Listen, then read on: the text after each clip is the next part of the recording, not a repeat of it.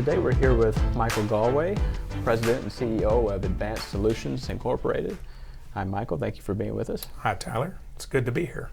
I'll start out just by asking you to tell us a little bit about yourself, your background, experience in entrepreneurship and business. Okay. Well, I'm an engineer by training. I graduated from the University of Louisville with a master in engineering with specialization in industrial engineering. Worked in industry for a few years. In 2000, at the age of 31, I bought my first technology company, a company called IDS Engineering. We still own that company today. We had 2 employees initially, and 10 months after I bought that company, 9/11 happened and the U.S. economy went into a recession, and I found myself as a young entrepreneur going the next 3 years without a paycheck. And so it was an early lesson in terms of, fortunately during that time period we were at least running a break-even business. So our employees got paid on time, our vendors got paid on time, but it was an early lesson that as an entrepreneur, you're the last one to get paid. Right. Fortunately, we survived that time period, and in the last 18 years, we've done 10 acquisitions, 6 startups, just recently sold a couple companies that I acquired in 2004. And so, today we are a company that is focused on high-end technology, bringing solutions to healthcare, manufacturing, workflow optimization in general, and education environment. Right. Well, being an engineer like me, you don't always hear that engineers have the best speaking ability, public speaking skills, and yet it can be so important. Do you agree that public speaking, and how so, if you do agree, is it important in the engineering field? I would rank it as one of the top 5 skill sets for not only engineers, but it's a broad range of professions that require engineering in particular. To your question, engineering in particular requires folks to be able to communicate ideas and do that in a way that you can get people to invest or change or adopt your ideas. Right. And so right at the heart of that is being able to effectively communicate. Totally agree. So engineering hat, and you've also got your business hat or business side. Would you agree that it's equally important of a skill in business? Absolutely. I think back in our 18 years of my entrepreneurial career and all the critical points that involved either a downturn in the company or a high growth, there were different levels of communication that were required, not only with our internal team, but with our customers.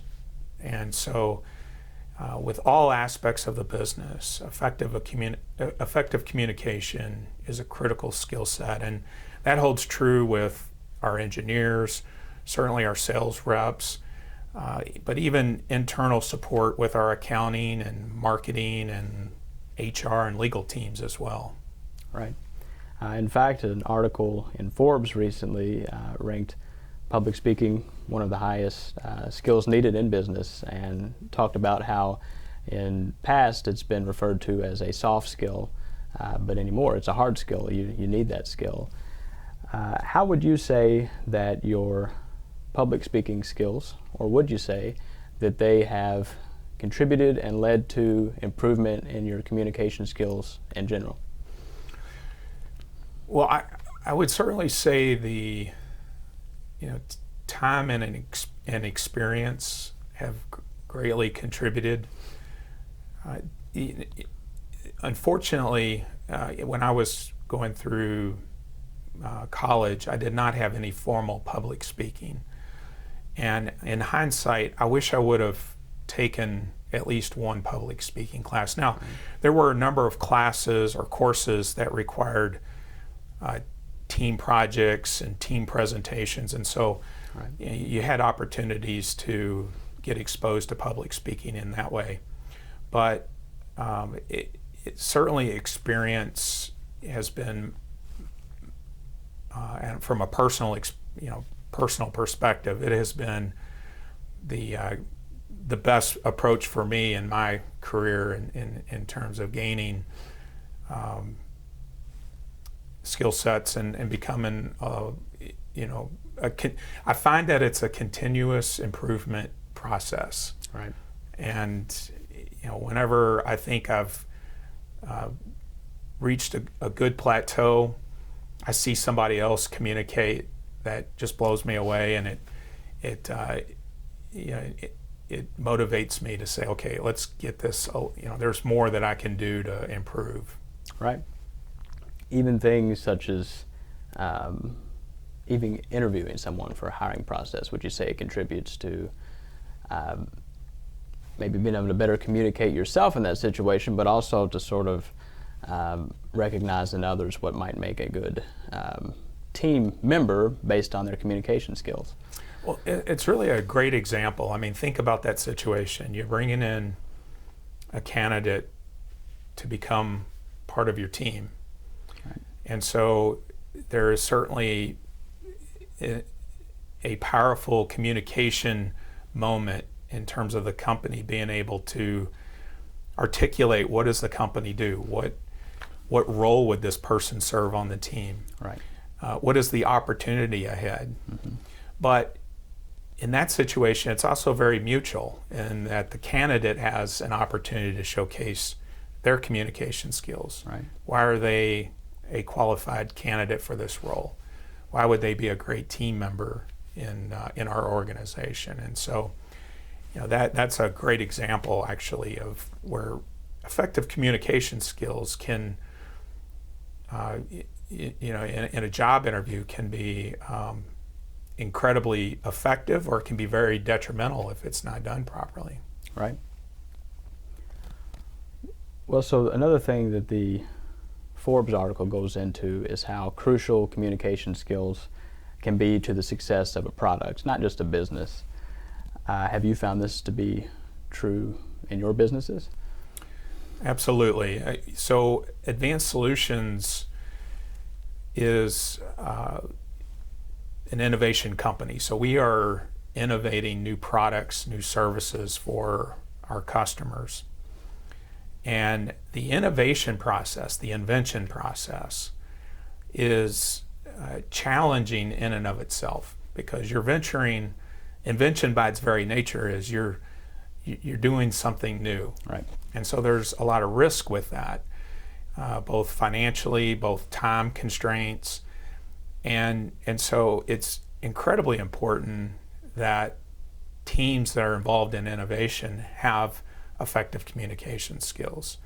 And that can be at every level, from being very candid and very honest about what the situation is, communicating actual results and development,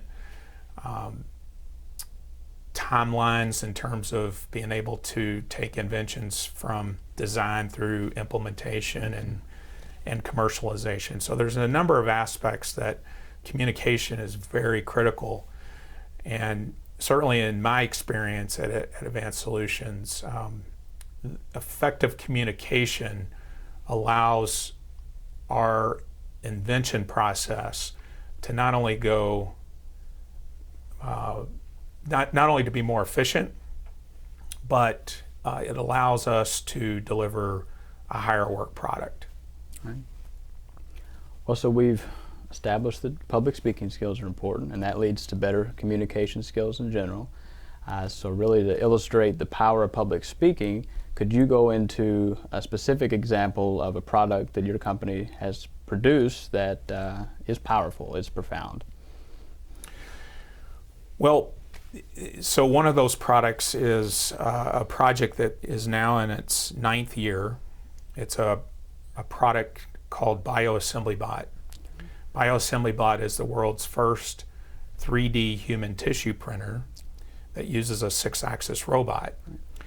And so with the 6-axis robot that moves like a human arm, we not only have the ability to 3D print in traditional additive, that is layer by layer way, we also can print on contours.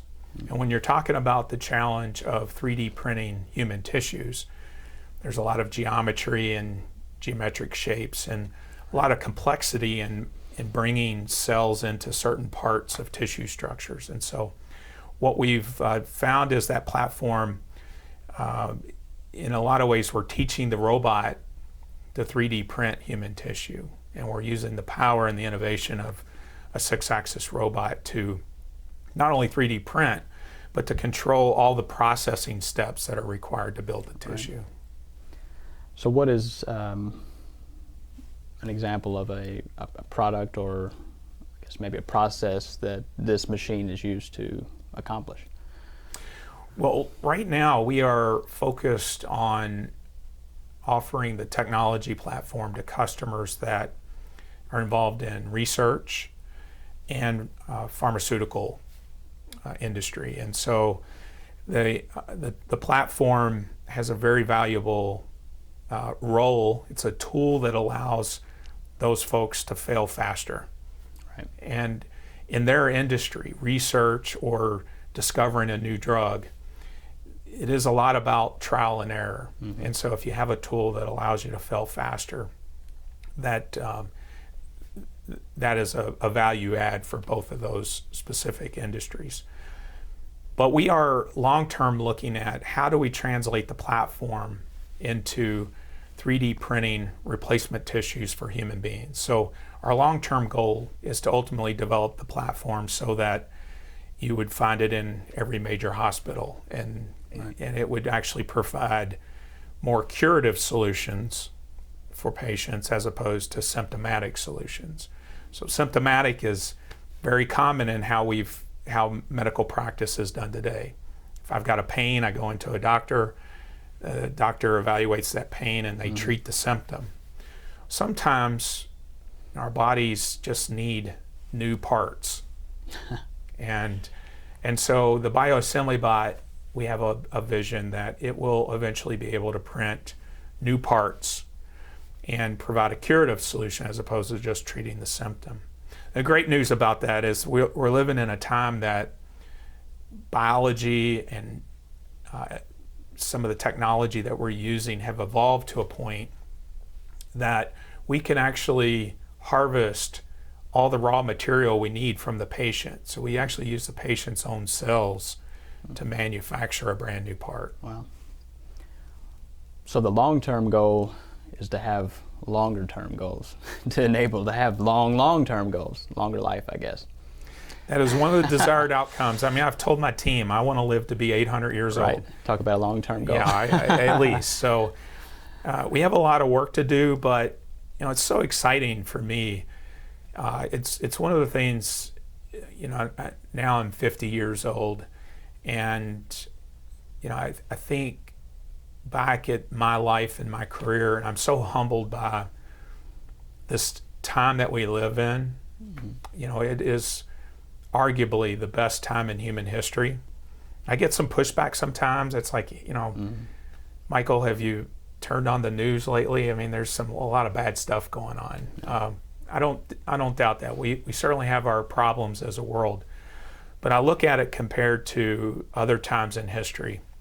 You go back a couple hundred years ago, and life was a lot different. It was a lot tougher. When I get hungry, I have the opportunity to go eat. Right. When I get sick, I have the opportunity to go gain access to some of the best medical treatments in the world. I have the opportunity to live in sheltered facilities that keep me cool in the summer and warm in the winter. Mm-hmm. And I don't spend my day hunting for the calories that I need. I get to spend my day collaborating and working and inventing with really smart people, right. like yourself. Okay. And so, when you put it in that perspective, that's not an entitlement, it is a gift. And it's one of the things as an entrepreneur that's driven me to say, let's try to use the fact that we're living in the greatest time in human history. And by the way, we're also lucky to live in one of the best parts in the world. There's a lot of great spots in the world, Right. but there's also some very bad spots in the world. And so those two things combined with life is too short, time is our most precious commodity. And so at Advanced Solutions, we really try to bring those three things together in a way, living in the greatest time in human history, one of the best spots in the world, and the fact that life is too short, time is a precious commodity. Let's use our gift to do something profound and positive and leave the world. It's a little cliche, but it truly is. You know, we have an opportunity to leverage technology today, put that together in ways that solve problems that have been problems for all of humanity. Right.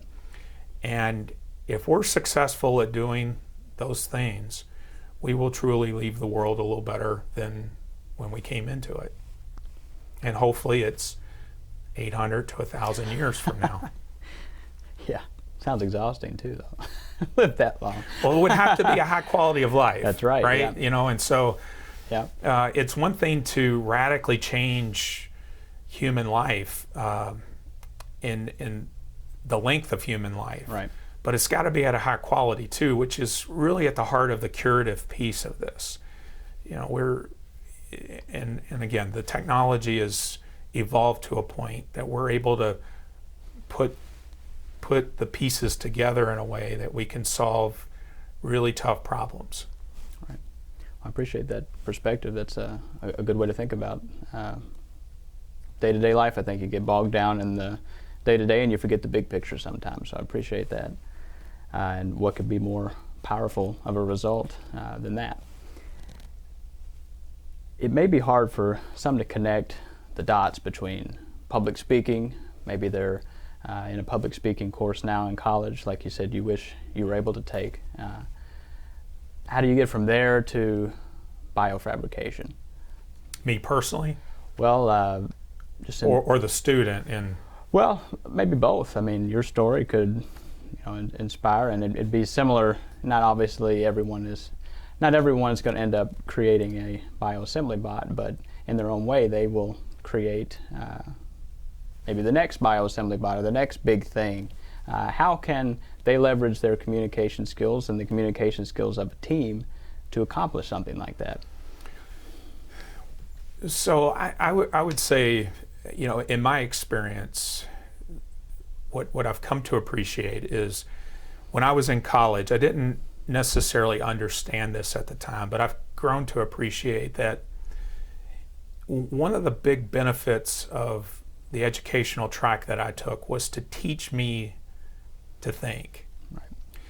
And, the engineering track, there's a lot of math, there's calculus. I can count on one hand how many derivatives I've done as an engineer in my professional career. But the real point in that is that taking the number of calculus courses that I did, that exercised my thinking in a way to solve problems. Mm-hmm. And it conditioned me. And I think that holds true with any class you take. And so, you can look at that with calculus, but certainly just as powerful is public speaking. That's a skill set that may not be apparent how you're going to use it in your career on a day-to-day basis, but it is a valuable skill set and one that will chart a trajectory for you in terms of, ultimately your career path. And I'm a big fan of passion. I'm also a believer that passion finds you. You don't find your passion. You have to be attentive and look out for the things that are your passion. But once you find them, what a great gift to live your life in a way that you're pursuing your passions. And at the heart of that is your ability to communicate. And I can think of many examples from the boardroom to interacting with the customer to interacting with your teammates, where effective communication skills derive an outcome that can either be very positive for you or it can be negative. Right. And I think that's the other thing I would say is, at least in my life, I've come to appreciate that and to embrace failure. There's a lot of failure that happens, and especially in public speaking. That is a skill set that is, some people have a natural gift, and it's just like some people have a natural gift to shoot a free throw. Right. But it's also a skill set that you can work on and you can improve. And you may not be the best free throw shooter, may not be the best public speaker in human history, but you can develop that skill set at a level that allows you to accomplish and fulfill your passion. And that just takes practice and work. And it also is a recognition that sometimes you're going to fail. And failures are the best lessons to help motivate you to work on your craft, work on your skill set, and do better the next time. Right. We have many educators that listen to this channel and podcast, and I'm sure they'll appreciate you saying that. And I hope this story of yours really just serves as motivation to them to say what you're teaching matters and it is important. In recent episodes, and actually in some coming up, we're talking with educators about the importance of making sure public speaking education is included in curriculum and early as possible. And I feel like you would probably agree with that. I totally support that. And educators, again, as I've gotten older, I've come to appreciate the extreme value that educators in our society have and the incredible role they play. When I can look back even in elementary school and high school, college, there were certain teachers that had a profound impact on me, that took the time to teach me in a way that excited me and ultimately helped me explore possibilities that allowed the passion to find me, right, of what my personal passions are. And you can't underscore enough the value that our teachers and our educators play in our society. And it's across multiple spectrums, from certainly the education environment, but I think coaches and sports and parents and we all at some point have opportunities to impart knowledge or to take time and invest in helping somebody improve and maybe see things a little differently. And I'm so grateful for the educators that I've come across in my life, and it certainly has been a profound impact on the outcome that I'm realizing today at 50. Right. Well, as always, it's been really nice speaking with you. Before we wrap up, I just wanted to ask you if there's any parting advice or anything at all you'd like to share with the audience. I would reiterate that time is our most precious commodity in a world where there are more options than we've had in human history, where there are more devices that call on our attention. Taking time to invest in yourself, in your education, in your skill sets is something that nobody can take away. And it's important to make it a priority. And so when you have an opportunity to take a formal public speaking course, do it. When you have an opportunity to invest in yourself, to improve yourself, do it. When you have an opportunity to explore outside your comfort zone, and you never know where a passion may be right around the corner that was, hidden, and just because you took a chance and you got out of your comfort zone, you were able to find that passion. Right. Or that passion found you, but you have to look. So that would be my advice. Time is just too short, and we are very lucky human beings. And so it is not an entitlement, it's a gift. And I think if we all have an opportunity to embody something like that, just think about the power of that across the planet. 7 billion people on the planet. If we had the ability to channel all that thought into all those people, think about the power and the efficiency of what we could accomplish. So how can people learn more about the bioassembly bot and more of what you're all doing in that space?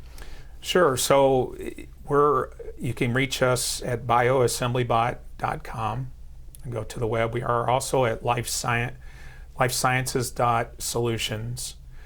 And the website gives a lot of great examples of the technology platform, some videos.